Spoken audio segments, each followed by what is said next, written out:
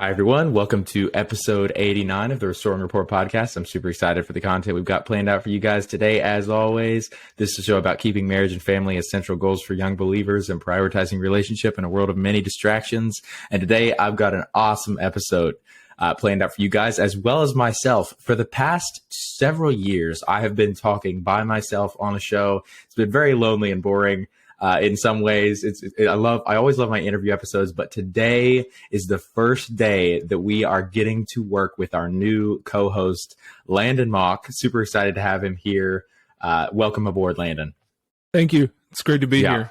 Yeah, it's going to be so nice for me to not have to talk by myself today. And we're also reviewing a great piece of content for you guys. This is an article that I recently discovered on dailywire.com entitled An Act of Faith, Why Marriage is Far Better Than the Single Life, which is a perspective that I don't hear from a lot of people very much. And this is written by Jordan Peterson, who is kind of making a big splash and he started a while ago and has continued to kind of make some waves in the world today through a lot of the work that he's doing on free speech. But I was interested in what he said on marriage here because I hadn't heard him talk about it very much. So I'm intrigued. And as you guys know, whenever I see somebody writing about marriage, I like to review what they're saying and just kind of glean all the wisdom that we possibly can for you guys on the subject. So this should be super interesting. And I'll read it. Me and Landon will discuss what we think of the claims being made and the advice being given. And hopefully you guys will be able to get some wisdom from that. So let's go ahead and get started. He says, my clinical experience, I would say, and my life experience taught me that you could divide your life in some sense into thirds. 1/3 is that of intimate relationship. We'll say marriage. 1/3 is that of family, and 1/3 is that of career. That's a tough break, a rough categorization, but it's not a bad place to start with regard to rule of thumb. Well, why get married? People want a partner. Half of dialogue that you hear between people, especially if they're single, is related to the desire to have a partner. And of course, half of the dialogue you hear from people who are in a relationship is how to deal with the problems in the relationship. But it's a very rare person who doesn't need and want an intimate partner. First off, for me, love that he's acknowledging that because it's something that I don't see a lot of people doing. I often in the world today see people who treat a romantic partnership as merely an option that it doesn't affect you whether you want it or not. They basically present it as one of many options, and they don't present it as something that you're either A, intended for, or B, not intended for. And I personally think that it comes with very serious consequences, both good and bad. You know, if you're intended to pursue the goal of marriage by our Creator, refusing to do so comes with very serious consequences. Whereas if you are, one of the very, very, very, very, very small percentages who are intended to not pursue it, pursuing something that you weren't intended for might come with consequences as well. So I love that he started off just saying that last part that says it all for me there. It's a very rare person who doesn't need and want an intimate partnership. I'm going to try and share this screen with you, Landon, so you can see what I'm seeing. And that way it'll make it a little bit easier on you. But based on what I just said, what were your thoughts? So I really like the idea of the thirds. He makes it clear that there isn't there isn't something that supersedes another. Obviously we all know that to us, there are certain things that we want to put in front of other things, but in the general aspect of it, your life experience, all of that you take into thirds. For him, he's saying marriage, family, and career. Yeah. So I think keep going.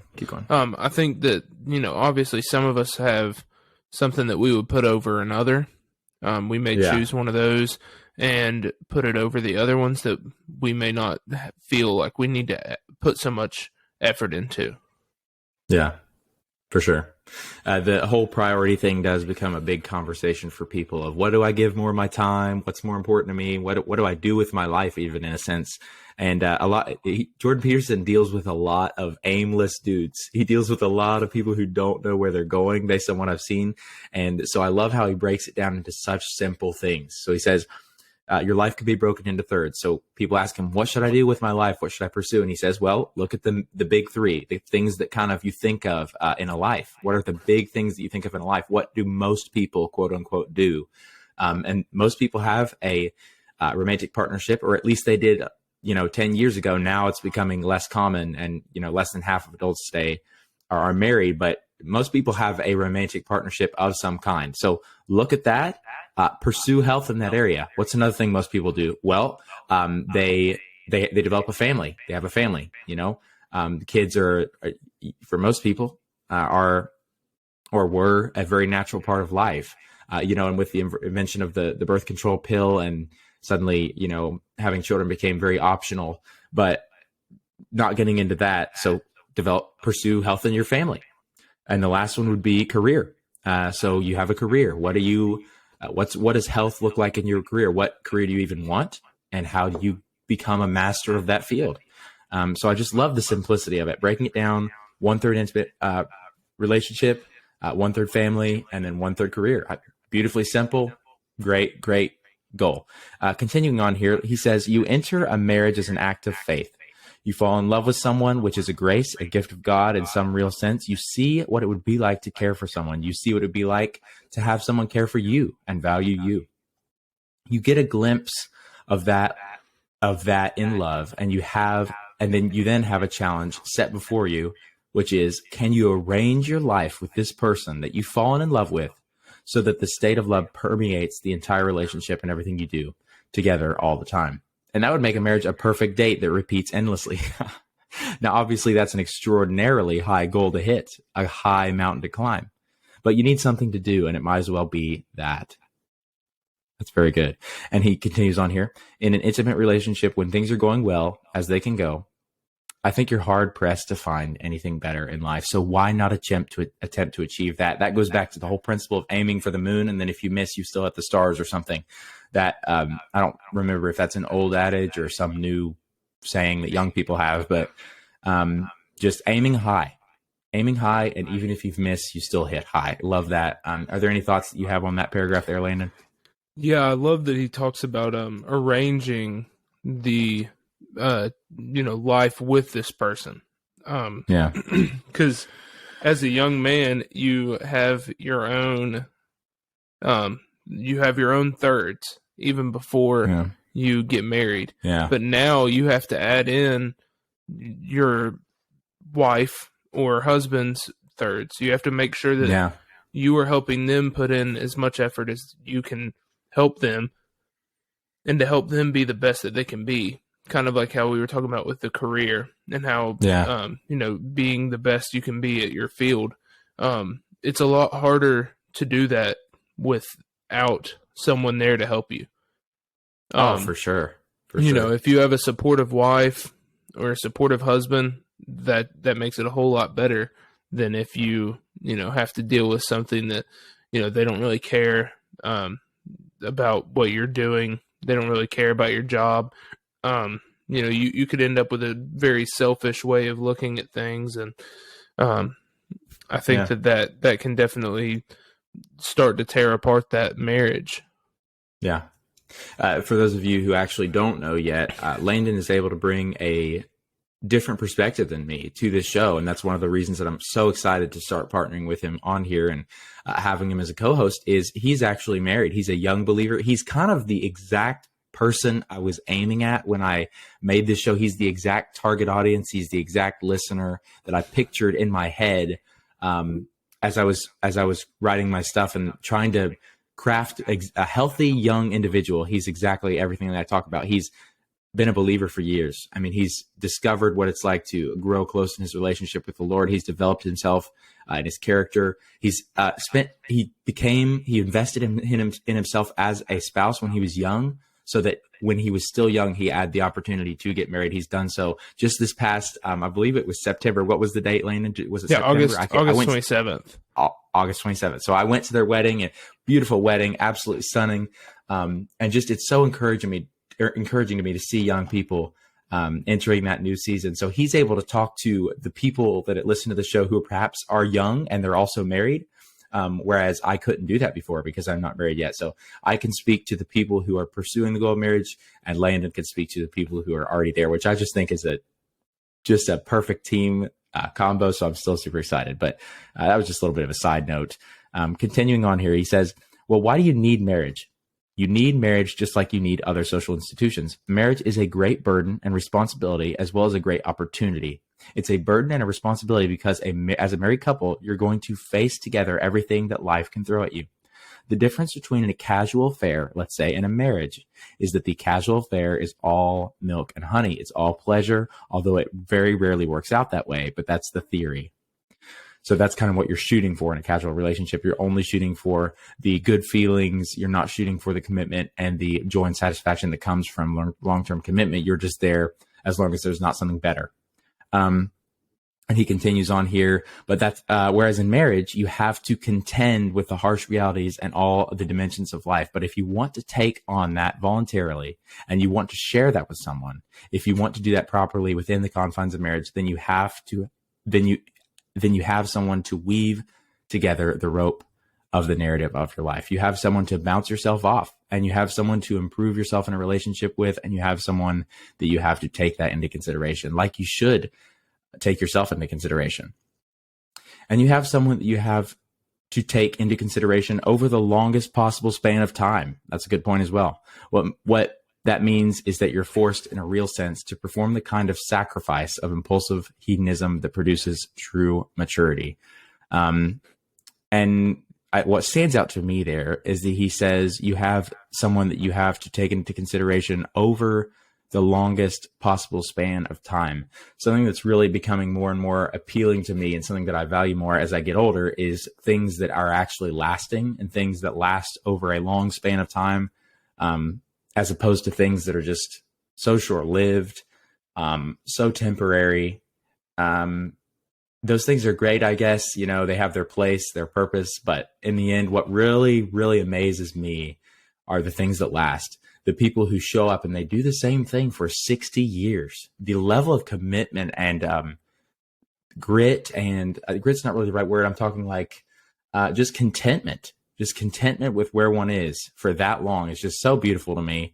So I love that he pointed that out there. Over the longest possible span of time is what marriage provides you. That casual relationships simply don't. So any thoughts on that, Landon, or anything else he said in that paragraph? Yeah, so one of those things that you were talking about, I mean, it really comes down to good investment.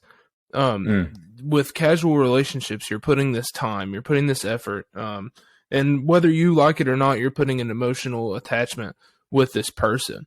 And, you know, to do that just as a casual fling and not to reap the rewards of that later in life, that's just a bad investment. I mean, it'd be like going down the road and just giving people money, you know, to give people money and never investing in something that's going to give you anything back. You know, you aren't going to have money for long. Right. So it's about investing in a relationship that will then pay out in the long run, and it will. And another thing that he talked about was, you know, you're choosing somebody to weave, what was the words he said exactly? Weave together the rope of the narrative of your life there. Yes, exactly. And someone to bounce yourself off of, someone to improve yourself in a relationship with. One of the things that me and Maddie, we both are messy people. Like when it comes to our room and stuff like that, we're both pretty messy. So that was something that, like, my mom would straight up tell me. She was like, I'm worried that you all are going to have a messy house. But it's crazy how it works, because once we got married, the first week we probably did have a pretty messy house. But it's like, after that, we were both like, we need to step this up. We need to improve ourselves. And we did that together. And, you know, we keep a pretty clean house now. And, you know, neither one of us really like cleaning. I mean, but it's something that we've been able to grow together on. And something that we've been able, you know, whenever she doesn't feel like cleaning, I'll clean that part of the house, whatever it is. You know, we are able to, like he says, bounce yourself off of this person. Yeah. That's also just on a. I haven't talked to you very much since the wedding. I have a couple times, but how are you liking it? How are you liking married life? You guys are in your own house now. You've got a stable job at, I think it's KDMC, right? Are you working at as a technical? Okay, tell us a little bit about that. What's that like? Yeah, so I got a position at King's Daughters, the local hospital. Okay. So I'm the maintenance coordinator. I kind of help out making sure everything that needs to get done is getting done. Okay. But yeah, I mean, it's a stable salary job. It's definitely helped with our finances. I mean, whenever you can take even the littlest bit of stress from finances out of the picture, it helps a lot. I bet. You know, we've been able to just kind of relax a little bit. She's able to do more of the things that she wants to do. The end goal for us, and when I tell people this, I try to make it clear that I don't think this is the end all be all for all relationships. I don't think that everybody needs to do this, but one of the things that I want is for her to not have to work. You know, if she doesn't want to work, I don't want her to have to. That's so good. So with this new job, she's been able to take a step back from work. She's not able to go completely off work yet, but she's able to take a step back and do some of the things that she really enjoys doing. And whenever you're able to help push your significant other to do things that they want to do and they want to get better at, that's such a big boost in confidence, and it makes the relationship better. Oh, for sure. For sure. Something that I've been learning this past summer is getting to the place where you actually have enough passive income where you know how to invest in things that bring you money without you even showing up for a 9 to 5. I mean, there are jobs like that you could do. So as a long-term goal, that's definitely something I'm shooting for. But like you just said, like a couple seconds ago, the stability of a 9 to 5 and the financial peace that can bring you, especially in the early days of marriage, when, let's face it, you don't own a corporation that's bringing in money that, where you don't have to show up to work. So let's face it, like, you've got to have something to provide you that stability. Love that you pointed that out, and congratulations for that landing that job, and also pursuing that goal of, giving your spouse the option to work. I mean, Absolutely. If they don't want to do it, just being able to say, babe, stay home. Exactly. Stay home. Don't worry about it. Love it. So good. Moving on here, let's see. He says, how do you treat someone in your moment-to-moment interactions so that the relationship blossoms into, well, let's say, continual love? That's a good thing to aim at. And there's no difference between doing that and treating yourself properly. They're the same thing. That's a very interesting concept to me that I've never heard anybody talk about. Typically, I hear it phrased as in, you're either developing yourself, all the self-development people, all the self-discovery, I tend to think of them as more self-centered people, really. And then they compare that to the people who are all about giving and not putting on their oxygen mask before they help other people and all that stuff, and the things you can get out of balance in there. But he's saying here that they're the same thing. There's no difference. He says, quote, there's no difference between doing what's good for you, treating yourself properly, and helping other people. He says that the same thing. That's very good. Yeah. But continuing on, what I would say with that is, whenever he's talking about it's the same thing, it is hard to help do things for others and not improve yourself. What's not hard is improving yourself and neglecting others. I would say that the more you do for others, the more you would improve yourself. Just being able to be more selfless, being able to, go out of your way. And that's the controversy, I would say, about self-sacrifice. I mean, you're not really sacrificing. It's more about doing things for others, but you also receive something from that. It may not be a physical, tangible reward, but especially as believers, we know that if we are to bless others, we're going to be rewarded. Right. Yeah. So that's something there that he's talking about. And also it just helps your peace of mind. I mean, if you are constantly helping others and looking out for others, you're going to feel a lot better about yourself. Yeah, for sure. What you said there actually made me think of a teaching that I reviewed by Bill Johnson on this show a couple of weeks ago. I can't remember how far it was ago, but he basically said, think of the fruit of the Spirit: love, joy, peace, patience, kindness, goodness, gentleness, faithfulness, and then try to remove other people from that. And it's basically like all those things are growing in the Spirit personally, growing in those things personally. But you don't really grow in those things personally until you enter into interaction and relationship with other people. So that goes right in line with what you're saying of being in relationship with other people, both improves yourself and serves as a service to other people. So I love that. Absolutely on point there. I think the two are very closely linked. So I love that Jordan Peterson said that. We're out of time today, so let's just close up with this last paragraph here. He says, marriage is one of those all-in games. It's an act of faith. Why is it an act of faith? Well, you don't know if you can get along with this person. You're in love with them. You find them attractive. And I think those are two important preconditions. You're both ignorant and young. You have no idea who you are or who you're going to be. How do you decide that you can be married? The answer is you don't know. You decide. You decide. That's the act of faith. And it's like, I'm going to act this out. Then even more, I'm going to act this out come hell or high water. And why? Because hell and high water are going to come because you're alive and you're married. And you're going to be together for decades. So you're definitely going to go through the worst times of your life with this person, end quote. And I think that's this man, Jordan Peterson, he talks to a lot of secular people. And what a beautiful thing to say to people who perhaps have not devoted themselves to something in a sense of even when it's uncomfortable. My goodness, he's giving them so much power there. You decide. It doesn't have to be something that before you enter. You can just decide. I'm going to stick with this person. I'm going to put in the work to develop a healthy marriage, no matter what it takes. If we go through this problem, I'm going to do whatever it takes to get around it. I'm going to fix the problem. I'm going to address it. You get to decide if you want a healthy marriage or not. I love that. Yep. You have the power to decide whether you have a healthy marriage or not. And that's just a powerful way to close the article, if you ask me. Absolutely. And here he says, even when it's terrible, it's good. So don't wait around for perfection.